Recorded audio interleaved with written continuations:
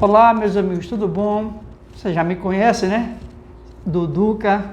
Eu vim aqui hoje traçar um tema. Como fazer uma ação? Alguns amigos nossos estão tendo dificuldades. Professor, como é que faz uma ação? Antes da gente pensar em fazer uma ação, a gente tem que ter conhecimento do direito constitucional, do direito civil, do direito processual civil em si. Então, eu vou dar um exemplo bem prático, tá certo? Vamos imaginar que José, ele chamou Joana de cadela.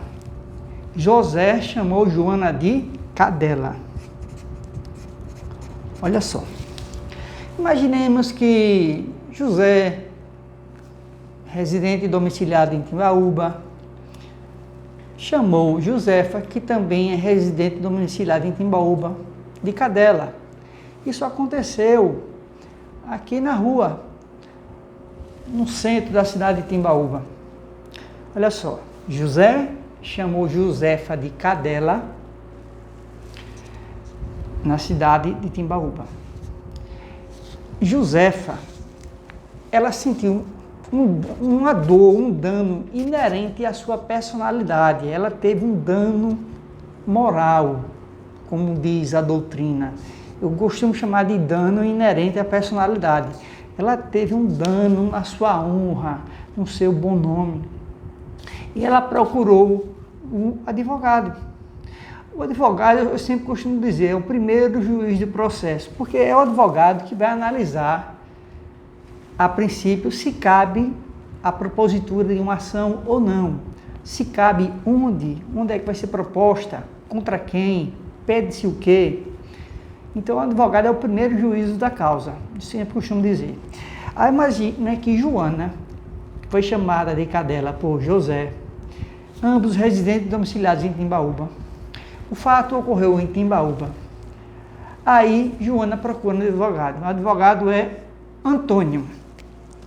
Antônio é o advogado de Joana.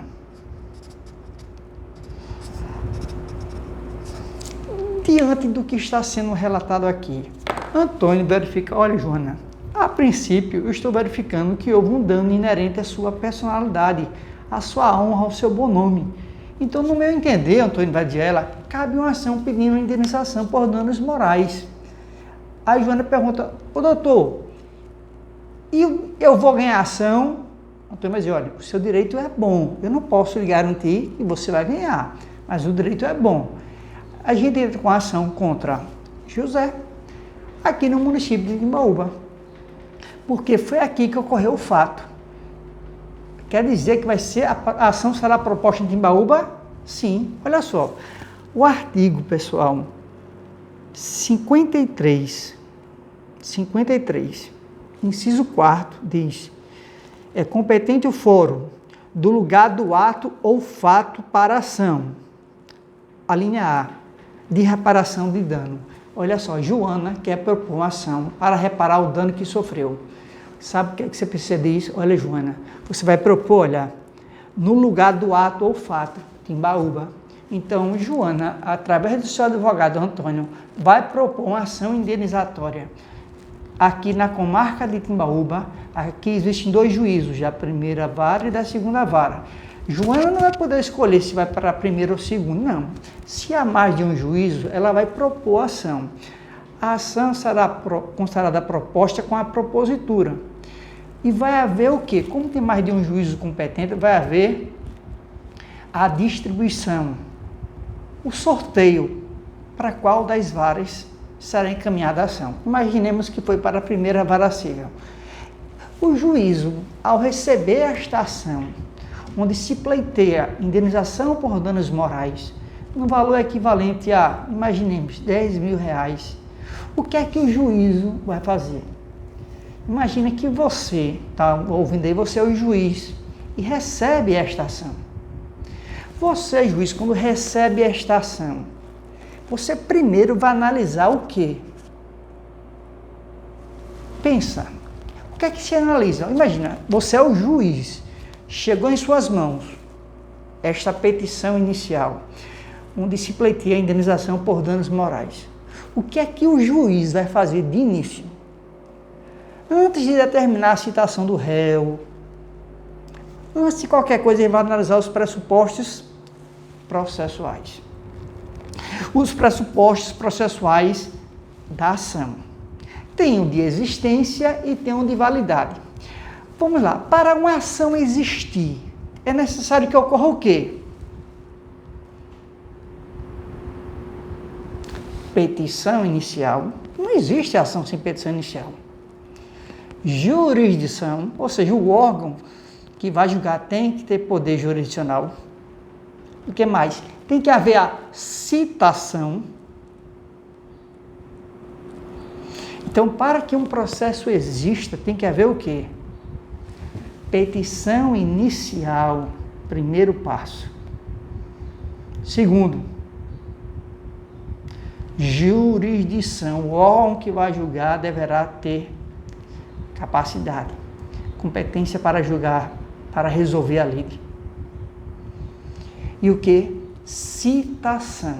O réu tem que ser citado. Mas para o processo existir e ser válido, essa petição inicial, que é um pressuposto processual para existir tem que haver uma petição inicial. Mas para existir, essa ação tem que haver uma petição inicial e para ter validade tem que ser uma petição apta. Então, a petição inicial tem que ser uma petição apta. A jurisdição tem que ser exercida por um juízo competente, de forma imparcial, ok? Ele não pode ser tendencioso, suspeito, por exemplo, não pode. E a citação, que é um pressuposto de existência do processo, mas para que o processo seja válido, a citação tem que ser o quê? Válida. Tem que respeitar os requisitos estabelecidos no Código de Processo Civil. Então, nesse caso aqui, imagina só, Antônio, você como advogado de Joana, vai elaborar uma petição inicial. Você vai levar ao juízo o quê? O que aconteceu e com base naquilo dali, você vai requerer que o pedido de indenização por danos morais seja julgado procedente. Você vai em busca de quê? De uma condenação de José, que José seja obrigado futuramente a indenizar Joana pelos danos que sofreu. Mas, professor, eu já vi agora há pouco que o local é Timbaúba. Por quê? O artigo 53, inciso 4, a linha A diz que é o local do ato ou fato para ação de reparação de dano. Eu já sei que é Timbaúba, então eu vou propor em Timbaúba. Mas como é que eu vou fazer uma petição inicial? O que é requisito da petição inicial? Para que uma petição inicial exista e seja válida, tem que haver o quê? Vamos para o artigo 318 do Código de Processo Civil. O artigo 318 do Código de Processo Civil diz que... Vamos pular, 318, 319. A petição inicial indicará... Olha, Antônio, você é o advogado de Joana. Você está elaborando uma petição inicial onde vai se provocar o judiciário. O judiciário, para exercer a jurisdição, em regra, tem que ser provocado. Nesse caso aqui, Joana vai provocar o judiciário através de uma ação. Tá certo, pessoal? Esta ação, a gente vai ver, ela se faz através de uma petição inicial. A petição inicial, ela é escrita, ela é datada, ela é assinada. O que é que eu quero dizer com isso? Pessoal, regra geral, a petição inicial, ela é escrita. Regra geral, não existe petição inicial oral, ok? Segundo o Código de Processo Civil. Ela é datada, ela tem que ter uma data. E ela é assinada. Assinada, mas assinada por quem? O próprio Código de Processo Civil diz que quem tem capacidade postulatória para atuar no processo é o advogado. Então, regra geral, quem tem capacidade postulatória, quem vai assinar a petição inicial é o advogado, beleza? Então, vamos com um pouco de calma. Professor, quer dizer que a ação é uma ação indenizatória pedindo reparação por danos morais em virtude de Joana ter sido chamada de cadela por José, alegando que sofreu dano inerente à sua personalidade, dando a sua honra, a sua moral. Antônio, como advogado dela, vai propor essa ação onde? Na comarca de Timbaúba. Ele vai propor esta ação através da petição inicial. E o que é que tem que existir na petição inicial? Olha o que diz o artigo 319 do CPC. A petição inicial indicará. O que é que ela vai indicar? Inciso 1º, o juízo a que é dirigida. Aqui existem 2 juízos, o da primeira vara e o da segunda vara. Como Antônio não pode escolher qual o juízo, ele vai dizer, ilustríssimo douto juízo da, não sabe qual é a vara, da comarca de Timbaúba. Quando ele propõe a ação, quando houver a distribuição, o sorteio, aí sim vai se saber qual é a vara. Foi sorteado e caiu para a primeira. Então, a partir dali, todos os atos serão praticados e endereçados onde? A primeira vara civil da comarca de Timbaúba, ok? Mas além de indicar o juízo competente, o que é que tem que haver mais? Olha o que diz, o inciso 2º. Os nomes de quem? Tanto do autor quanto do réu. Não é o nome só, Joana, é o nome completo, é o prenome, é o nome não completo. Tanto de Joana quanto de José, nomes completos. Olha só, os nomes, os prenomes, o estado civil, a existência de união estável, a profissão, o nome de inscrição no CPF ou CNPJ, se for pessoa física, CPF, se for pessoa jurídica, CNPJ. O endereço eletrônico, isso é uma observação do novo CPC. O novo CPC diz que, olha, é requisito da petição inicial você informar não apenas o seu endereço físico, mas também o seu endereço eletrônico, tanto do autor quanto do réu. Mas se não tiver endereço eletrônico, informa o juiz, não existe, não tem esse conhecimento de endereço eletrônico do réu. Nos auxilie judiciário a encontrar, porque nós não sabemos. O domicílio é a residência do autor e do réu. Onde tem a residência e o domicílio do autor e do réu. Na petição inicial você vai colocar o endereçamento ao juízo competente, nome e qualificação das partes. Nome, eu digo, é o nome completo. É o nome com prenome, estado civil, nacionalidade, CNPJ ou CPF, o endereço profissional, o endereço eletrônico, se houver endereço eletrônico. E tem mais requisitos? Tem. Vamos continuar. Inciso 3º, o fato e os fundamentos jurídicos do pedido. Pessoal, Antônio, você quando for propor esta ação, como advogado de Joana, em face a José, você tem que trazer para o processo o quê? O fato e a fundamentação jurídica, para que o judiciário e o réu, quando for elaborar sua defesa, o réu se defender e o judiciário tenha condições de julgar. Então você, Antônio, quando for elaborar a petição inicial, tem que trazer os fatos e a fundamentação jurídica. Olha, o que aconteceu foi isso, juízo. Isso daqui, olha, Joana estava caminhando com sua avó e José, de forma repentina, passou por ela, chamou ela de cadela.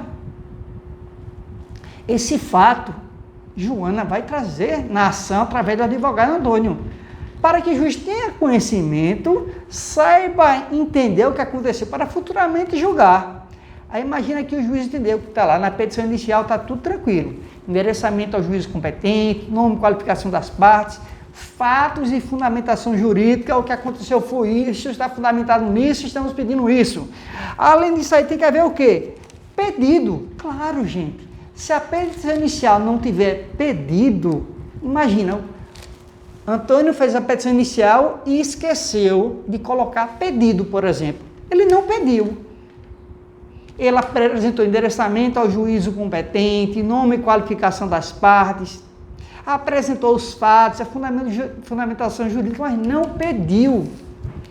E agora, Caio, ele não pediu. Se ele não pediu, está faltando um requisito da petição inicial. Qual foi o pedido? Ele deveria ter formulado expressamente o pedido. Pedido de indenização por danos morais no valor equivalente a R$10.000. Mas ele esqueceu. Mas vamos imaginar que ele colocou, tá certo? Ele colocou lá o pedido direitinho. Vamos para o próximo tópico. Qual é outro requisito? O valor da causa. Por que o valor da causa? O valor da causa é o valor da pretensão econômica que está sendo almejada. Nesse caso de pedir indenização por danos morais no valor equivalente a R$10.000, o que é que Antônio está pleiteando através da petição inicial, como advogado de Josefa? Valor de R$10.000, este é o valor da causa, R$10.000. A pessoa, Antônio, esqueceu de colocar o valor da causa. Antônio, preste atenção no artigo 309, não pode faltar, porque se faltar, pode acontecer uma coisa, que já eu falo. Tem que também haver o quê? A indicação das provas com que o autor, no caso é uma autora Josefa, pretende demonstrar a verdade dos fatos alegados. Imagina que nesta petição inicial, Antônio requer a produção por todos os meios de prova em direitos admitidos, em especial a câmera que filmou. Aí você junta, Antônio, o quê? A prova, a filmagem, onde vai mostrar o visual e o áudio de que José chamou Joana de cadela. Presta atenção no inciso 7º. O novo CPC, o CPC de 2015, o CPC que vocês estão tendo a oportunidade de estudar, diferentemente do CPC de 73, é um CPC onde busca, desde logo, a tentativa de conciliação. Tanto é assim que está aqui no artigo 319 do CPC, como um dos requisitos da petição inicial, o quê? A opção do autor para a realização ou não da audiência de conciliação ou de mediação. Minha gente, preste atenção. Antônio está elaborando a petição inicial, não é isso? É. Quem é a autora? Joana. Ele endereça ao juiz competente. Ele não sabe se vai ser a primeira ou segunda vara aqui em Timbaúba, ele não sabe. Sabe que aqui foi o fato, então é aqui que ele vai propor a ação. Ele não bota. Ilustríssimo do outro juízo da, não sabe que é a vara, bota um tracinho, vara civil da comarca de Timbaúba. Aí vai haver a distribuição, que é para a primeira vara. Vai para a primeira vara o processo. Quando chega lá na primeira vara, o juiz vai analisar a petição inicial, vai analisar os pressupostos de existência e de validade. Para o processo existir e ser válido, são necessários o quê? Haja uma petição inicial, jurisdição, competência e citação. A petição inicial tem que ser apta, a jurisdição por um órgão juridicamente competente, imparcial. Vamos embora, gente, acabei de falar. A citação tem que ser o quê? Válida. Beleza. Então, os pressupostos de existência e de validade da ação estão presentes, beleza? Então, o que o juiz faz? Vamos analisar? Além do endereçamento do juiz competente, eu quero saber os nomes, os dados completos. Nome, estado civil, CNPJ, CPF, endereço eletrônico, endereço físico do autor e do réu. Eu quero também saber o que aconteceu, os fatos, e quero saber qual é a fundamentação jurídica, os fatos e a fundamentação jurídica. Você não vai pedir alguma coisa? Vai pedir o quê? Indenização por danos morais, é o pedido. Você pede, tem que colocar o valor, esse pedido corresponde a esse valor aqui. Esse valor é o valor da causa. Você, autor, tem que indicar o que também? Vamos lá? Pedido certo, determinado e líquido. Beleza, tranquilo.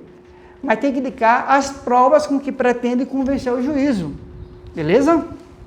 Lembre-se, não pode faltar requisitos. Se faltar, pode acontecer uma coisa. A gente chega. Aí vem o parágrafo 1º.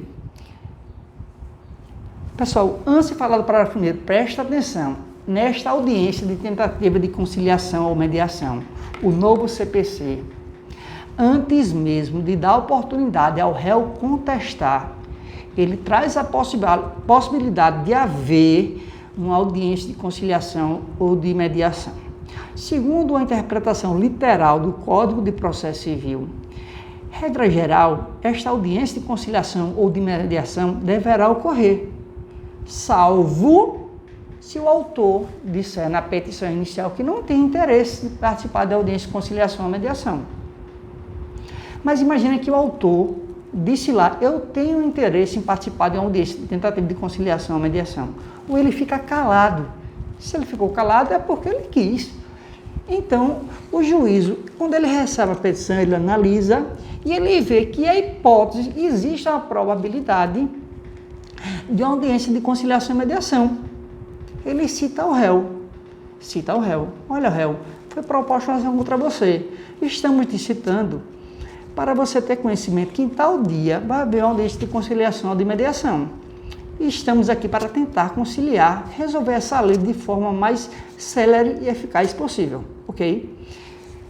Imagina que o réu José, ao receber a citação, ele disse, eu não quero participar da audiência de conciliação. Ele peticiona para o juiz, até 10 dias antes da audiência, dizendo, olha, não tenho interesse em participar. O entendimento literal é que, para a audiência não existir, além do direito de não admitir autocomposição, ambas as partes deverão informar que não tem interesse. Esse é um entendimento literal. O STJ tem posicionamento dizendo que se uma das partes adquire não tem interesse em participar, por que ter essa audiência? Mas uma interpretação literal, numa provinha objetiva, a resposta a ser marcada é a audiência de conciliação de mediação não irá ocorrer quando ambas as partes disserem que não têm interesse em participar da audiência e o direito não admitir autocomposição, ok? Aí vem um parágrafo primeiro, que diz, caso não disponha das informações previstas no inciso 2º, em CPF, CNPJ, os dados do réu completo, nome completo, não tem essas informações, não tem endereço eletrônico, poderá o autor, na petição inicial, requerer ao juiz diligências necessárias à sua petição. Excelência, eu não tenho o número do CNPJ, do CPF do réu. Solicito que Vossa Excelência oficie a Receita Federal para que a Receita Federal informe com precisão os dados do réu, CNPJ ou CPF, ok? Você pode, autor, pedir esse auxílio ao juiz. Parágrafo 2º. A petição inicial não será indeferida. Não será indeferida. Presta atenção.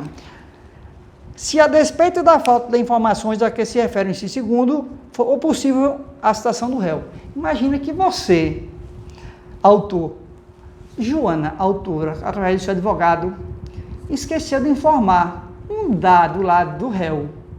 Mas se for possível mesmo assim citar, por que não vai ser recepcionada essa petição inicial? Claro que vai. Agora, se não tiver condições de citar o réu, autor, está faltando um dado aqui, informe em 15 dias, senão eu vou extinguir o processo.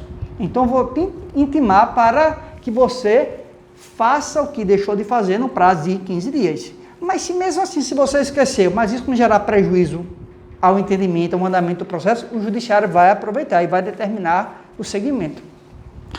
Parágrafo 3º. Depois eu vou falar o que é indeferimento, ok? Parágrafo 3º.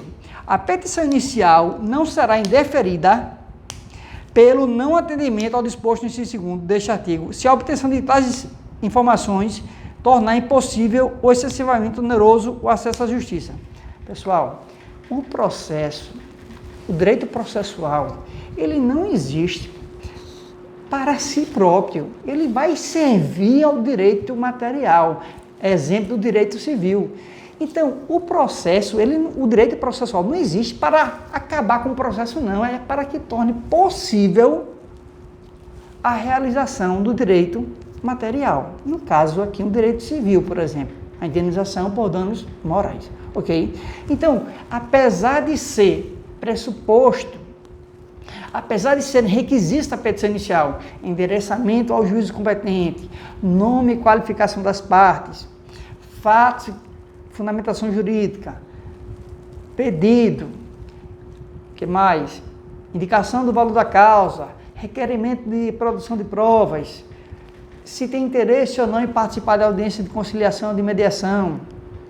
Tudo tem que estar aí. Porque se não tiver, o juiz pode dizer, eita, está faltando alguma coisa nessa petição inicial. Essa petição inicial, ela, por exemplo, está faltando indicar o valor da causa. E o artigo 309 diz que é requisito da petição inicial informar o valor da causa. O que é que o juiz faz? Intima o autor através do seu advogado, vai intimar Joana através do seu advogado Antônio para que no prazo de 15 dias emende, corrija, conserte a petição inicial. Se não corrigir, ela vai ser extinta antes mesmo do réu ser citado. Isso se chama indeferimento da petição inicial. Então preste atenção, se faltar requisito na petição inicial, o que é que pode acontecer? O juiz, olha, estou te intimando o autor através do seu advogado para que você no prazo de 15 dias úteis, você corrija, conserte isso daqui, está faltando o valor da causa. Se está faltando, você tem que indicar em 15 dias úteis. Se não indicar, eu vou arquivar. Eu vou extinguir o processo sem resolução do mérito. Eu vou extinguir antes mesmo do réu ser citado. Isso se chama indeferimento. Indeferimento é a extinção do processo antes mesmo do réu ser citado. Artigo 320.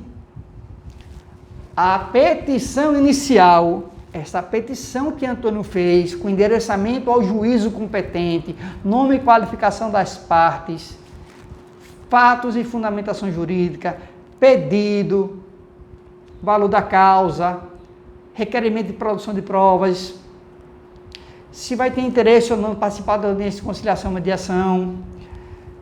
Tudo isso está na petição inicial, não é isso, Antônio? Tá. Se faltar, o que é que faz? O juiz vai intimar. Autor, estou te intimando através do advogado para no prazo de 15 dias, entendam, 15 dias úteis, sane esse vício, faltou esse requisito. O juiz hoje ele diz assim, ó, faltou esse requisito aqui, ó, conserta em 15 dias. O CPC anterior, ele não era obrigado a dizer qual era que estava faltando, não. Agora diz, ó, está faltando esse. Ele agora vai dizer, está faltando o valor da causa, está faltando o pedido. Tem que dizer o que é que está faltando, para que a parte sane em 15 dias. Artigo 320. A petição inicial será instruída com os documentos indispensáveis à propositura da ação. Documentos indispensáveis à propositura da ação? Imagina só.